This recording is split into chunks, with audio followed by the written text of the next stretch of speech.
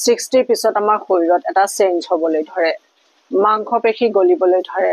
এইটোক মেডিকেল ভাষাত সাৰ্কোপিনিয়া বুলি কোৱা হয়। মেয় ক্লিনিক আৰু AIIMSৰ ৰিপৰ্টে কয় 60 বয়স পাৰ হৈ যোৱাৰ পিছত প্ৰত্যেক বছৰে মাংসপেশীৰ শক্তি 30% কমি যায়। এইটোৱেই কাৰণ যে বয়সস্থসকলৰ ভাগৰ লাগি থাকে, ভৰিত শক্তি নাপায়, বেলেঞ্চত নথকা আৰু পৰি যোৱাৰ প্ৰব্লেম দেখা যায়। ভয় লগা সঁচা কথা এইটো যে এই প্ৰব্লেমছ অকল বয়সৰ কাৰণেই নহয়। আমাৰ কিছু বেয়া অভ্যাসে এই প্ৰচেছক ফাষ্ট কৰি দিয়ে। এই অভ্যাসবোৰ এতিয়া যদি ঠিক নকৰে মাংসপেশী গলাৰ প্ৰচেছ আৰু ফাষ্ট হৈ যাব পাৰে। ডাঙৰ ডাঙৰ হেল্থ ইনষ্টিটিউটে সাৱধান কৰিছে এই বিষয়ে।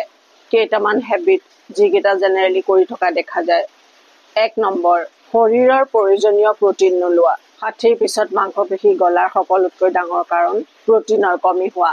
ICMR আৰু নেশ্যনেল ইনষ্টিটিউট অৱ নিউট্ৰিশ্যনৰ ৰিপৰ্টে কয় যে ভাৰতৰ 70% বয়সস্থই ডেইলি প্ৰয়োজনতকৈ কম প্ৰটিন খায়।